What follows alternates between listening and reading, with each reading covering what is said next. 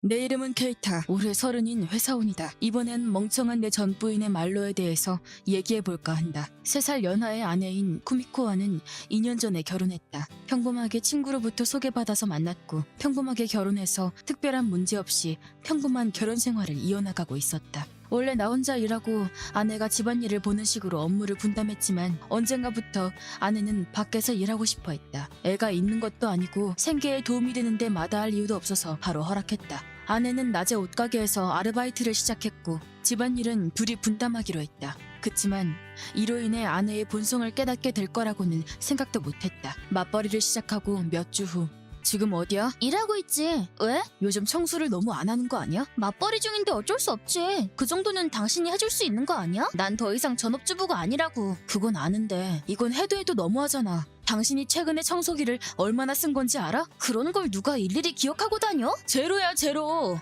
일하고 나서 한 번도 청소한 적이 없다고. 청소뿐만 아니라 세탁이랑 요리도 전혀 안 하고 있잖아. 나도 최대한 짬내서 하고 있지만 그것도 한계가 있다고. 그치만 아직 일 시작한 지 얼마 안 돼서 정신 없단 말이야. 그렇게 바쁜 사람이 폰 볼 시간은 있나 보지? 영업직이면서 그렇게 폰을 많이 봐도 되는 거야? 지금은 쉬는 시간이니까 그렇지. 벌써 저녁 8시인데 쉬는 시간은 무슨. 당신이 저번에 분명 9시에 마친다고 하지 않았어? 퇴근 1시간 전에 쉬는 시간인 게 말이 돼? 퇴근 시간이랑 뭔 상관이야. 쉬는 시간이야 그때그때 바뀔 수도 있지. 아, 그러셔? 그래도 당신 혼자 일하느라 바쁜 거 아니야. 나도 많이 바빠도 집안일은 다 해놓잖아. 뭐 얼마나 대단한 일을 했다고 그래? 아내가 일 적응할 때까지 너그러운 마음으로 봐줄 순 없어? 그래서 몇 주 동안 너그럽게 봐줬잖아. 아무튼 조금이라도 좋으니까 집안일 좀 해. 알겠다고 하면 되잖아.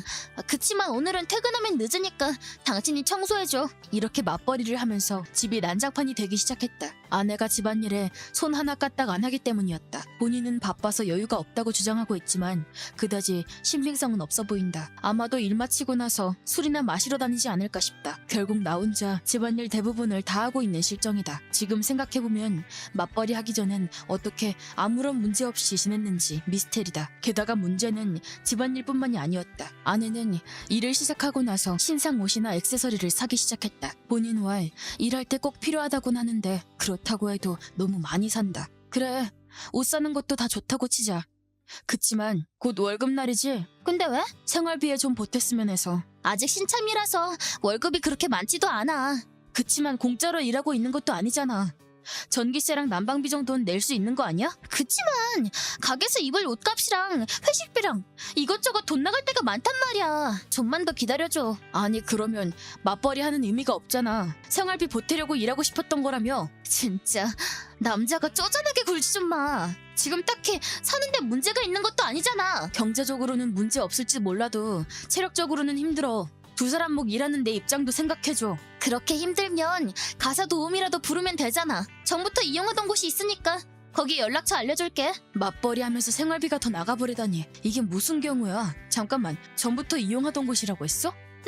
결혼하고 나서 계속 이용하던 업체가 있어. 아니, 전업주부 할 때도 집안일을 안 했다고? 나한테 그런 말 한 적 없었잖아. 그치만 집안일은 알아서 하라고 그랬잖아. 그거야 당연히 스스로 하라는 뜻이었지. 싫다. 요즘 세상에 뭔 소리래? 여자는 입 다물고 집안일이나 하라는 얘기야? 그게 아니라 남자든 여자든 집안일은 스스로 해야 할 거 아니야. 언제적 얘기를 하는 거야? 업체에 맡기는 편이 훨씬 깨끗하다고. 난 주부로서 합리적인 판단을 한 것뿐이야. 이때까지 집안일을 어떻게 해왔나 싶었는데 그런 거였구만. 그날의 대화는 거기서 끊겼지만 결국 아내는 자기가 번 돈을 자신만을 위해 쓰겠다는 말인 것 같다. 아까 말했던 옷값이나 회식비, 밥값에 돈을 펑펑 쓰고 있다. 당연하게도 월세나 난방비, 보험비 같은 거는 지금까지 그랬던 것처럼 내 월급에서 빠져나가고 있다. 이래선 내 집안일만 늘어난 꼴이다. 그러던 중 지금 상황에 한술 더 뜨는 사건이 발생했다. 여동생인 사나이가 교통사고를 당한 것이었다. 다행히 목숨엔 지장이 없었지만 발이 골절돼서 한 달간 입원하게 됐다. 부모님 댁이 꽤 멀어서 내가 간병할 수밖에 없었다. 그래서 아내한테도 도와달라고 부탁했지만 잠깐 할 얘기가 있는데 시간 돼? 뭔데? 사나이가 사고를 당해서 입원하게 됐어. 어머나 세상에. 괜찮대? 목숨엔 지장이 없는데 걔가 싱글맘인 거 알지? 맞아, 그랬지. 집안일이나 애들 봐줄 사람이 없대. 아, 그렇겠네. 물론 내가 간병할 거긴 한데 솔직히 일하면서 혼자 간병하기 좀 벅찰 것 같아. 뭐? 그래서 나보고 도와달라고? 부탁할게. 애들 바래다 주는 거랑 사나이 옷가지 같은 걸 갖다 주는 정도만 해줘도 돼. 싫어. 내가 왜 도와줘야 돼? 가족끼리 돕고 살아야지. 내 친동생도 아니잖아. 전에도 말했지만 나 바빠. 맞벌이 중인데 자기 멋대로 하지 좀 마. 맞벌이는 무슨? 당신 돈 필요해서 하는 거면서 남편이 이렇게 급한데 좀 도와줄 수 없어? 무슨 말이 그래? 그게 도와달라는 사람의 태도야? 그러네. 미안해. 한 번만 도와주라. 제발 부탁이야. 아까 안 된다고 했잖아. 정중하게 부탁한다고 바뀌는 건 없어. 나 계속 바쁘단 말이야. 바쁜 거 좋아하네. 어차피 술자리나 쇼핑 때문일 거 아니야. 됐다. 당신한테 부탁한 내가 바보지. 말을 그딴 식으로밖에 못해? 당신이 할 소리는 아닌 것 같은데? 이렇게 한바탕 한 끝에 결국 나 혼자서 동생을 도와주면서 이제 우리 부부 사이도 끝났다는 것을 실감하게 됐다. 일단 내 짐을 조금 갖고 나와서 잠시 동안 동생 집에서 지내기로 했다. 입원 중인 동생도 간병하고 집안일도 도와주고 조카도 봐주면서 바쁜 나날을 보냈다. 그러다 보니 집에 들를 여유도 없어서 아예 남은 짐을 갖고 오려고 집에 들렀는데 오랜만에 현관문을 열자마자 개판이 된 집을 보고 넋이 나가버렸다. 너무 놀라서 한동안 발이 떨어지지 않을 정도였다. 결국 참지 못한 나는 아내한테 따끔하게 한 소리 하려고 마음먹었다. 야! 이게 다 뭐야? 집꼬라지가 왜 이래? 아주 돼지우리로 만들어놨잖아! 갑자기 뭔데? 좀 어지럽힌 것 같고 소란 떨지 마. 이게 뭐가 좀 어지럽힌 거야? 발 디딜 틈도 없잖아! 그렇게 잘한다던 가스더우미는 두고 뭐 했어? 돈이 없는데 어떻게 불러? 당신이 멋대로 우리 카드를 들고 갔잖아. 우리 카드가 아니라 내 카드잖아. 동생 간병할 동안 필요할까봐 급하게 가져간 거라고. 누구 건진 상관없잖아. 아무튼 그 카드가 없어서 도우미도 못 불렀다고. 자기 돈으로 부르면 될 거 아니야. 안 돼! 내 월급이 얼마나 된다고 그래? 매일같이 써대는 옷값이랑 밥값만 줄여도 낼 수 있을 거 아니야. 내가 몇 번이나 말해. 업무상 필요해서 사는 거라니까? 웃기지 마. 그냥 유흥비잖아. 맞벌이 같은 소리 하네 이 밥벌레가. 아내한테 그게 할 소리야? 이쁘게 꾸미고 인생을 재밌게 살겠다는데 그게 뭐가 나빠? 그것도 정도껏 해야지. 도저히 너랑 못 살겠다. 헤어져. 뭐? 갑자기 그게 뭔 소리야? 갑자기 얘기하는 거 아니야. 예전부터 고민하고 말하는 거야. 난 서로 의지하면서 살아갈 아내가 필요하지. 너 같은 등골 빨아먹는 여자랑은 못 살아. 어디 맘대로 해봐. 이혼 준비는 그쪽이 알아서 하라고. 그래, 지금 바로 준비할 거야. 재산 분할은 확실하게 할 거니까 적당히 넘어갈 생각 마. 위자료 안 받는 걸 감사하게 생각하라고. 완전히 질려버린 나는 홧김에 이혼하자고 해버렸다. 그치만 아무리 오랜 시간 고민해봐도 내 생각은 변함없어서 바로 이혼하기로 했다. 아내 말대로 재산은 정확히 반으로 나눴다. 아내의 소득을 생각하면 이건 도무지 말이 안 된다. 재판까지 끌고 가면 더욱 납득이 갈 만한 결과가 나올지도 모른다. 그치만 동생 간병 중이었기 때문에 그런 일에 쏟을 힘도 시간도 없었다. 그렇게 해서 우리는 이혼하게 됐다. 완전 쓰레기장이 된 집에서 살 생각은 요만큼도 없었기 때문에 내가 집을 나가기로 했다. 이혼하고 한 달 뒤 두 번 다시 엮일 일 없을 거라 생각했던 전 부인한테 놀랄만한 내용의 연락이 왔다. 좀 물어볼 게 있는데 뭔데? 사실 교통사고를 당했거든. 2개월 정도 입원할 것 같아. 그거 참 안 됐는데 혹시라도 간병해달라는 소리는 하지 마라. 그건 이쪽에서 사양이거든? 다른 게 아니라 우리 같이 살 때 보험 든 거 있잖아. 그 보험금 좀 달라고. 너 진짜 뭔 소리 하냐? 머리라도 다쳤냐? 왜? 나도 보험 대상일 거 아니야. 그거야. 우리가 부부였을 때 얘기지. 이혼하자마자 바로 해약했어. 잠깐만! 나한테 그런 말 안 했잖아! 굳이 왜 말해야 하는데? 어차피 내가 계약해서 내가 매월 보험비 내고 있었잖아. 그치만 그것도 부부 공동재산이잖아. 하긴 해약할 때 반환금을 받았으면 그거도 포함되긴 하겠네. 자, 그럼 그거라도 줘. 안 돼. 뭐? 그런 식으로 나오면 내가 고소할 수밖에 없는데? 그게 아니라 받은 돈이 없어. 이혼하기 전부터 네가 너무 사치 부려서 생활비가 모자랐거든. 그래서 반환금 없는 싼 보험을 들었었어. 아니, 그럼 난 어떡해? 2개월 동안이나 입원해 있으면 일도 못하는데. 재산 분할한 건 어쨌어? 그 정도 푼돈은 입원비로 택도 없다고. 하긴. 당신 때문에 이렇게 된 거잖아. 책임지고 치료비 내놔. 싫어. 나한테 명실상부 새빨간 남한테 그럴 이유는 없어. 몸조리 잘하고 왜 이혼하고 나서도 보험금을 받으려고 생각했는지 이해가 안 됐지만 멍청하다는 말이 아까울 정도로 칠칠치 못한 그 사람이라면 그럴 수도 있겠다 싶었다. 결국 그녀의 통장은 거액의 치료비를 내자마자 텅 비게 됐다. 집세를 내는 것도 빠듯해져서 쫓겨난 것 같다. 그 후로 아는 사람으로부터 건너들었는데 지금은 싸구려 빌라에서 살면서 매일같이 아득바득 일만 하면서 지내고 있다고 한다. 좋아하는 옷도 못 사입고 초라한 몰골로 수포에서 일하고 있는 것 같다. 이걸로 조금은 일하면서 집안일을 하는 게 얼마나 힘든 일인지 몸소 깨달았겠지.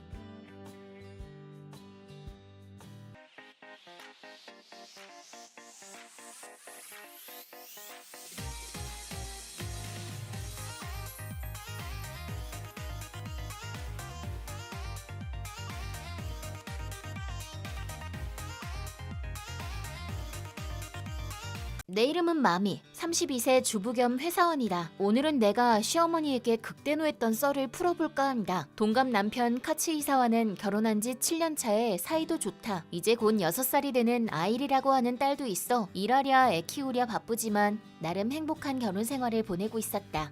그리고 시댁은 신칸센을 타야 갈 수 있을 정도로 멀어 시부모님과 마주치는 일은 1년에 한 번 정도였다. 그때는 시어머니와도 사이가 좋았는데 시아버지가 병으로 돌아가신 일이 발단이 되었다. 장례식이 끝나고 어느 정도 진정되었을 때 일을 마치고 돌아온 남편에게서 라인이 왔다. 여보, 잠깐 연락 돼? 전철 타고 있어서 전화는 못하지만 라인은 할 수 있어. 아까 엄마랑 전화했는데 아무래도 아버지가 돌아가셨으니까 혼자서 살아갈 자신이 없으시다나 봐. 아, 하긴 어머님은 허리도 안 좋으시니까 시골에서 혼자 지내시기엔 어려우시겠지. 내가 그럼 양로원이라도 가시라고 말해봤는데 그런 돈은 없대. 그것도 어쩔 수가 없네. 그럼 같이 살고 싶으시다는 거야? 뭐 그런 거지. 그럼 그냥 우리 집에서 모시는 건? 정말 괜찮겠어? 뭐 처음에는 불편하기도 할 거고 어려운 일도 생기겠지만 그래도 가족이니까 이 정도는 괜찮아. 무리하지 않아도 돼. 당신이 싫으면 그냥 억지로라도 양로원 보내면 되니까. 괜찮다니까. 그렇게 해봐야 마음만 아프잖아. 게다가 어머님이 집에 계시면 아이랑도 놀아주실 테니 아이리한테 있어서도 좋을 거라고 생각해. 그런가? 왜 그래? 왜 당신이 주저하는데 거꾸로 된 거 아니냐고. 엄마가 나쁜 사람은 아니지만 좀 어려운 면이 있어. 그야 인간이다 보니 좋은 점도 나쁜 점도 있겠지. 뭐 당신이 그렇게까지 말해준다면 좋지만 후회하게 될지도 모른다. 남편이 조금 의미심장한 말을 했지만 그때는 딱히 신경 쓰지 않았다. 가끔 만날 때는 밝고 재밌는 분이셨으니까. 몇 주 후 시어머니는 우리 집으로 오셨다. 그리고 얼마 지나지 않아 나는 남편이 했던 말을 바로 이해할 수 있었다. 듣기 싫은 잔소리만 늘어놓는 그런 유형은 아니었지만 그 대신 뭐랄까 굉장히 무신경한 타입이었다. 예를 들면 내 옷을 함부로 입고 친구와 놀러 나가거나 하신다. 그건 백보양보해서 그렇다 쳐도 거의 반드시 옷이 더럽혀진 채로 오셔서 곤란하다. 애를 봐달라고 부탁해도 친구가 부르면 아이리만 두고 휙 나가버리시고 술이라도 마시면 야밤중에 큰 소리로 떠들어 이웃들이 항의하는 일도 잦다. 그리고 아무리 그래도 이건 아니지 싶은 사건이 하나 있었다. 그건 아이리의 6번째 생일에 일어났다. 집에 일찍 돌아와 생일 파티를 준비하고 있었던 나는 냉장고를 열고 경악하게 되었다. 외출하신 시어머니께 여쭤보았는데 지금 어디 계세요? 친구랑 노래방 왔어. 점심 먹다가 엄청 흥이 나서 말이지. 아직 못다한 얘기들이 있어서 2차까지 가기로 했다. 점심을 아마 집에서 드셨던 거죠? 그게 왜? 냉장고에 있던 케이크 사라졌는데 혹시 못 보셨어요? 아, 그거 친구들이랑 디저트로 먹었다. 그 케이크 엄청 맛있더라. 어디서 샀니? 그렇겠죠. 유명한 가게에서 산 인기 있는 케이크니까요. 참고로 그 케이크 정중앙에 아이리 생일 축하해라고 쓰인 초코 장식이 있었을 텐데 설마 못 보신 건 아니죠? 봤지? 그래도 너무 단 게 먹고 싶더라고. 그랬더니 딱 적당한 케이크 냉장고에 들어있길래 그냥 먹었지. 그냥이 아니죠. 손녀 생일 케이크를 함부로 드시다니 이건 좀 아닌 것 같은데요? 뭘 그리 화를 내냐? 아직 시간 많으니까 또 하나 사면 되잖아. 유명한 가게에서 샀다고 말씀드렸죠. 완전 예약제라서 지금 가봐야 못 산다고요. 그럼 근처 케이크 가게라도 가서 사든지. 그 케이크 아이리가 좋아하는 거라서 생일 때만 특별히 사주는 거란 말이에요. 올해도 엄청 기대했었다고요. 애들은 어차피 케이크 맛 구별도 못해. 어릴 때부터 그렇게 사치스러운 거 사줄 필요 없다니깐. 1년에 한 번 중요한 날에는 사줄 수도 있잖아요. 게다가 함부로 드셨으면서 왜 핑계만 대세요? 아휴, 그래 미안하다. 이제 나 부를 차례니까 나중에 얘기하자. 이런 믿을 수 없는 일이 일어난 것이다. 결국 어쩔 수 없이 근처 케이크점에서 사야 했다. 그렇게나 기다리던 케이크가 아니라는 걸 알게 된 딸의 실망한 얼굴이 지금도 잊혀지지 않는다. 딸한테 완벽한 하루를 선물해주고 싶었는데 다 망쳤다. 물론 돌아오신 시어머니께 다시 항의해 보았지만 듣는 둥 마는 둥 하며 흘러넘길 뿐이었다. 무엇보다 화가 나는 건 본인은 정말 아기가 없고 그저 극도로 무신경한 성격이라 그렇다고 말할 뿐이라는 점이다. 더 이상 참을 수 없게 된 나는 점심시간에 남편한테 불만을 토로했다. 어머님 옛날부터 저러셨어? 뭐 그렇지. 나도 어릴 때부터 꽤 골치 아팠어.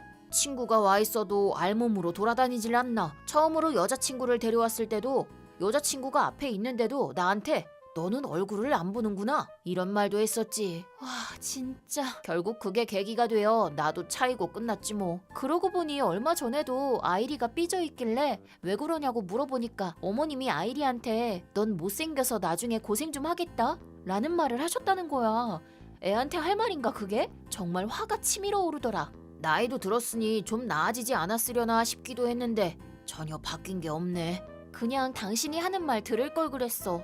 뭐 이제 와서는 소용없지만. 아니야 지금이라도 안 늦었어. 근처 양로원으로 보내드리면 되는 거니까.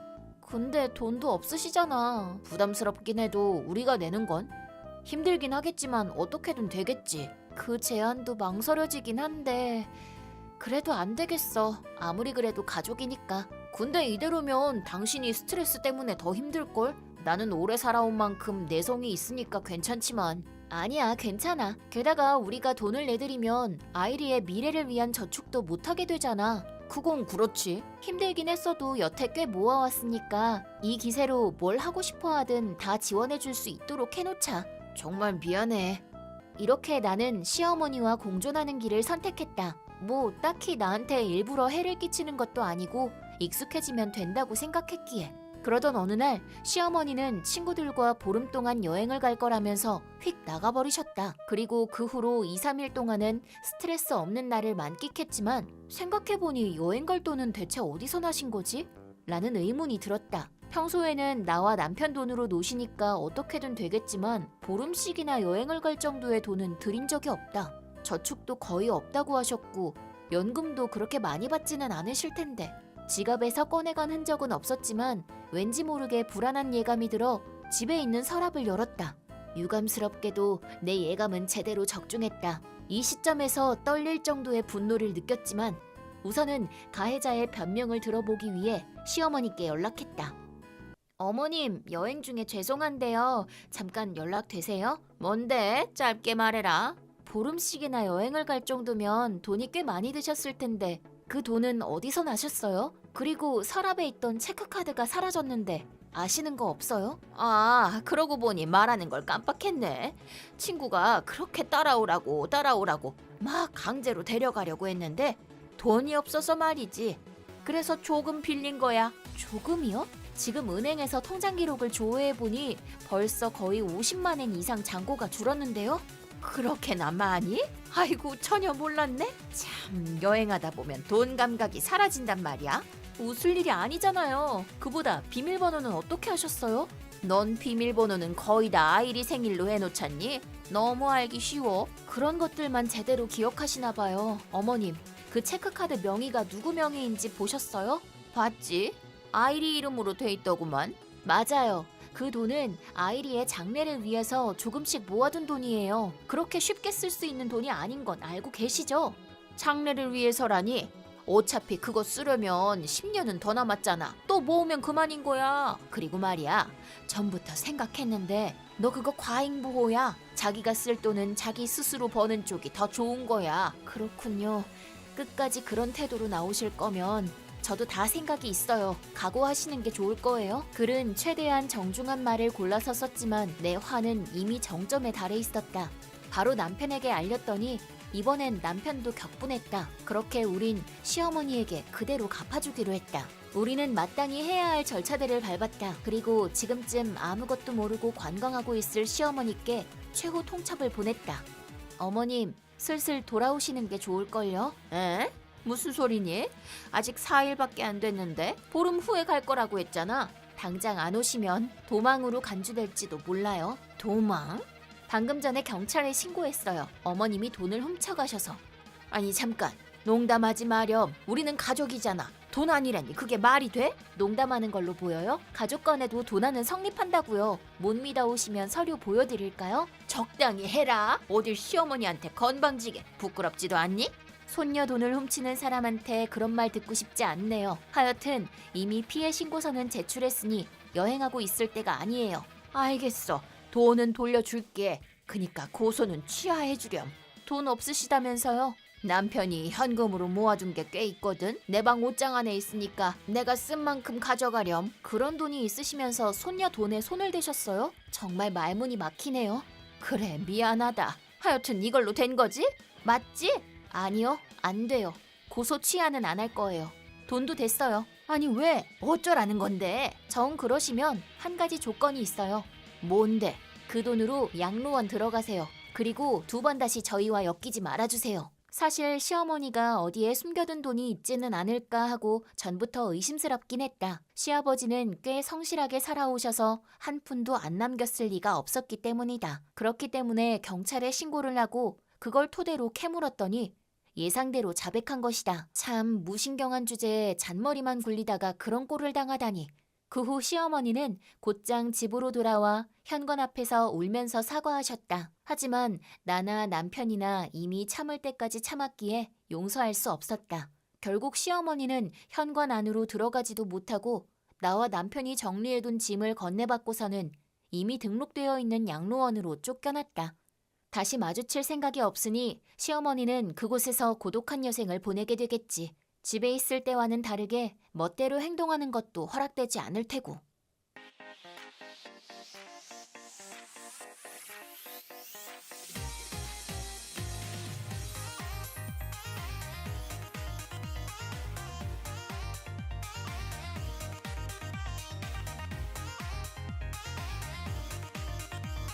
내 이름은 미카. 22살이고 이제 막 회사에 입사한 사회초년생이다. 오늘은 2년 정도 사귀었던 전남친에 대한 얘기를 해볼까 한다. 전남친의 이름은 유스케. 나보다 1살 많은 23살이다. 대학을 2년 유급당해서 올해 대학 4학년이 되었다. 얼굴이 정말 잘생겼었는데 2년 전에 첫눈에 반한 나는 그에게 고백을 하였고 교제가 시작되었다. 잡지에 독자 모델을 했을 정도로 얼짱이었던 유스케는 사교성이 좋아서 천연덕스럽게 아무하고나 금방 친구가 되는 타입이었다. 처음에는 이렇게 잘생겼는데 성격까지 좋은 사람이 있다니 하면서 감격해 마지 않았었는데 신은 공평하다는 말을 뼈저리게 절감했다고나 할까? 유스케는 금전면에서 기가 막힐 정도로 무개념이었다. 아르바이트도 별로 하지 않았던 유스케는 돈이 떨어지면 아무한테나 가서 손을 벌리는 걸 당연시했고 밥을 먹으러 가면 당연하다는 듯이 얻어먹고 한 번도 계산을 하지 않았다. 부침성이 좋고 말빨도 좋아서 사람을 잘 구슬리고 돈을 빌리는 것도 탁월한 재주가 있었다.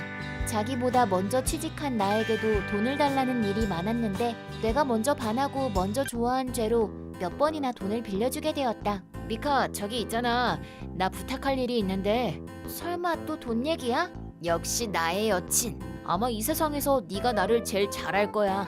얼마 전에도 2만엔 빌려갔잖아. 그땐 정말 어쩔 수 없었어. 친구한테 돈을 빌렸었는데 그날까지 우선 2만엔을 갚겠다고 약속했었거든.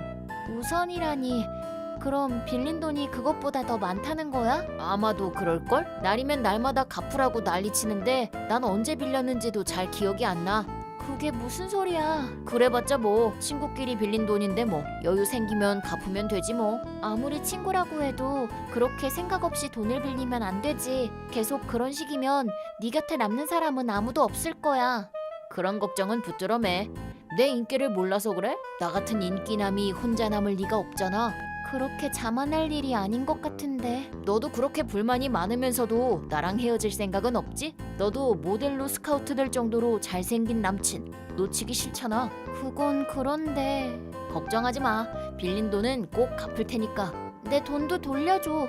넌 내 여친인데 웬 재촉이야. 천천히 갚을게. 그리고 넌 회사원이잖아. 나보다 돈도 더 많으면서 너무한 거 아니야? 그건 그렇지만 집에서도 독립했고 나 혼자 살면서 생활비 충당하기도 벅차단 말이야. 나도 혼자 살아. 나도 꾸려가는데 넌 무슨 문제가 있다고 그래? 너는 집에서 매달 용돈 받잖아. 집에서 보내주는 돈이 얼마나 된다고? 너 나한테 그렇게 계산적으로 굴 거야? 계산적인 게 아니라 나 정말 빠듯하다고. 너 저축한 돈 있지? 아주 조금. 그러면서 죽는 소리야. 저축할 돈 있으면 그 돈 나 좀 빌려줘. 이미 너한테 빌려준 돈도 적지 않아. 나 아직 취직도 못했고 사정 힘든 거 다 알면서 너무한다. 아차, 내 정신 좀 봐. 이렇게 노닥거리고 있을 시간이 없었는데. 무슨 일인데? 지금 당장 5만 원만 빌려줘. 뭐라고? 간사이에 살고 있는 할머니가 위독하다는 연락이 왔어. 지금 당장 가봐야 하는데 교통비가 모자라서. 그거 정말이야? 이런 걸로 누가 거짓말을 해. 넌 사람을 뭘로 보는 거야? 지금까지 나한테 거짓말한 게 한두 번이 아니잖아. 이번엔 진짜야. 내가 아무렴 할머니를 팔겠니? 그럼 엄마한테 달라고 하면 되잖아. 사안이 급해서 그럴 정신이 없어. 제일 가까이에 있는 게 너잖아. 내가 이렇게 부탁할게. 할머니 얼굴 좀 보게 해줘. 그럼 금방 돌려줄 거지? 간사히 갔다 오는 대로 즉시 갚을게. 진짜 약속. 알았어. 근데 이게 마지막이라는 거 명심해. 미카, 진짜 고마워. 이 은혜 안 잊을게. 잠시 후 우리 집으로 득달같이 달려온 유스케는 나한테 5만 원을 받자마자 곧바로 우리 집에서 나갔다. 며칠 후 유스케에게 돈을 돌려줄 것을 요구하자 언제나 그랬듯 어물쩡 핑계를 대고 빠져나가려고 했고 할머니가 위독하다는 말도 거짓말로 드러났다. 일이 여기까지 오자 그동안 참아왔던 게 폭발하면서 헤어질 결심을 하게 되었다. 나 할 말 있어. 뭔데? 그만 헤어져. 내가 그동안 빌려준 돈이 합치면 15만 원인데 그 돈은 됐어. 지금 뭐라고 했어? 그냥 해보는 말이지? 그냥 하는 말 아니야. 툭하면 거짓말에 돈을 빌리면 갚을 줄도 모르고 더 이상 못 참겠어. 너 후회 안 할 자신 있어? 나같이 잘생긴 남자친구는 다신 못 만날 텐데. 얼굴이 잘생긴 것보다는 마음이 착실한 사람하고 만나고 싶어. 네가 좀 혼란스러운가 본데 인기 짱에 얼짱인 남자랑 헤어지면 너만 손해야. 잘 좀 생각해. 나 충분히 생각했어. 너 말이야. 나한테 돈 갚을 생각이 있긴 해? 생각이야 있지. 왜 없어? 아르바이트도 툭하면 그만두고 학교도 제대로 안 다니면서 너 그러다 또 유급하면 어쩌려고 그래? 그건 내가 아직 작심하고 나서질 않아서 그래. 작심? 뜻이나 알고 말해? 지금 노력하지 않는 사람은 평생 노력하지 않는다고. 아니라니까. 지금부터 일해서 미카한테 빌린 돈 다 갚을 생각이었어. 너 지금 4학년이야. 취직은 언제 할 거야? 다른 애들은 대부분 취직 자리 이미 구하고 졸업 준비하는 거 안 보여? 요즘 시대에 안정된 직장을 찾지 않아도 먹고 살 길은 얼마든지 있다고. 나는 자유롭게 살 생각이기 때문에 취직 같은 건 애초에 생각도 없었어. 그래, 잘 알았어. 나는 그런 사람하고 계속 만날 생각 없으니까 각자 갈 길 가자. 잠깐 기다려. 안정된 직장을 찾고 안 찾고가 지금 헤어지는 거랑 무슨 상관이야? 상관이 너무 있는 것 같은데. 알았어, 미카. 네 돈 돌려줄게. 뭐? 지금까지 빌린 돈 전부 돌려줄게. 그러니까 헤어지는 건 좀 유보해줘. 돈은 됐다고 했잖아. 아니, 안 돼. 나 이제부터 맘 잡고 열심히 아르바이트 할 거야. 나 완전히 달라질 테니까 너도 생각 바꿔주면 안 될까? 네가 지금 한 말 하나도 못 믿어. 그럼 3일. 앞으로 3일 안에 무슨 일이 있어도 갚을게. 나 진짜 달라질게. 그러니까 헤어지자는 말은 제발 하지 말아줘. 알았어. 마지막 기회라고 생각해. 고마워. 미카, 사랑해. 내가 생각해도 결국 유스케 꿰매에 넘어가고 말았다는 생각이 들었지만 그때에는 유스케가 너무 절실하게 애원하는 바람에 마음이 약해져서 한 번 더 믿어보자고 마음을 바꾸고 말았던 것이다. 그날 이후로 유스케는 정말 마음을 잡은 사람처럼 열심히 아르바이트를 했고 약속했던 날짜에 나한테 빌렸던 돈을 정말로 전부 돌려주었다. 어디서 갑자기 이런 돈이 생겼을까 의아했지만 자기가 한 말을 어김없이 지켰다는 것에 감동한 나머지 이것저것 따져 묻지 않았다. 그리고 다시 몇 달이 지났을 무렵 우리는 커플 2주년 기념일에 같이 여행을 가기로 했다. 미카, 지금 시간 돼? 무슨 일이야? 좀 있으면 우리 사귄 지 2년이 되잖아. 그렇지. 그런 의미에서 우리 같이 여행 가는 거 어때? 여행? 그래, 여행. 따뜻한 남쪽 섬나라에 가는 거야. 여행 갈 돈은 있고? 당연하지. 나 요즘 아르바이트 열심히 하는 거 알잖아. 나 모아둔 돈도 있어. 너무 무리하지 않아도 돼. 기념할 거면 그냥 가까운 데서 해도 되잖아. 절대 안 돼. 나 꼭 가고 싶은 레스토랑이 있단 말이야. 바다도 보고 싶고. 같이 가자. 그럼 그렇게 하자. 오랜만에 여행 가지 뭐. 넌 돈 좀 있지? 여행 갈 정도는 있어. 그럼 여행지에서 만나자. 뭐? 같은 곳에 가는데 같이 가는 게 정상 아니야? 데이트는 뭐니 뭐니 해도 약속 장소에서 만나는 맛이지. 우린 서로에게 자극이 필요해. 요즘 살짝 권태기가 온 것 같단 말이야. 이 시점에서 새로운 시도를 해보는 것도 나쁘지 않을 것 같아. 그럼 그렇게 하던가. 오케이. 그럼 이따가 자세한 내용 보내줄게. 섹시한 수영복 잊지 말고. 그래, 알았다. 처음 여행 가자는 말을 들었을 때는 아무 의심도 하지 않았었는데 여행 스케줄에 최고급 레스토랑이 잡혀있는 걸 보고 왠지 불안해지기 시작했다. 아무리 아르바이트를 하고 있다고는 하지만 그렇게 단시간 안에 돈을 모았을 리가 없는데. 점점 의심이 들기 시작한 나는 유스케와도 나와도 친한 친구에게 전화를 걸어서 요즘 유스케한테 무슨 일은 없는지 물어보기로 했다. 그 결과 생각했던 것 이상으로 내가 어리석었다는 것을 알게 되었고 마지막 남은 기대마저도 모두 사라져버렸다. 그에 대한 실망은 시간이 지날수록 분노로 변해갔다. 나도 나름 결심을 하고 여행 날짜까지 헤어지자는 말은 일단 참기로 했다. 미카, 비행기 도착할 때 다 돼가지? 유스케, 너는 벌써 현지에 도착했어? 나 공항 1층 로비에 있어. 너 아직 도착 안 했어? 그게 나 오늘 여행 안 갈 거야. 뭐? 무슨 소리야? 아까 나한테 연락했을 때는 비행기 탔다고 그랬잖아. 미안, 그건 거짓말한 거야. 거짓말이라니? 왜 그러는 건데? 너야말로 무슨 꿍꿍이었어? 너 돈 한 푼 안 들고 무작정 거기로 간 거 맞지? 그거야 뭐. 돈은 너한테 있으니까 괜찮다고 생각했지. 뭐야? 넌 회사 다니잖아. 월급 받는 사람이 학생한테 돈 받을 생각이었어? 이번 여행은 우리 둘의 기념일이기도 하고 돈 있는 쪽이 더 많이 내는 게 당연한 거 아니야? 당연하긴 뭐가 당연해. 그래서 그런 고급 레스토랑도 겁도 없이 예약했지? 어차피 돈은 다 나한테 바가지 씌울 생각이었으니까. 그게 뭐 어때서 쪼잔하게? 얼마 전에 내가 너한테 갚은 돈도 아직 가지고 있을 거 아니야? 내가 왜 그 돈으로 네가 가고 싶은 곳마다 가서 돈을 써야 하는데? 그리고 그 돈도 친구에게 급하게 빌린 돈이라며?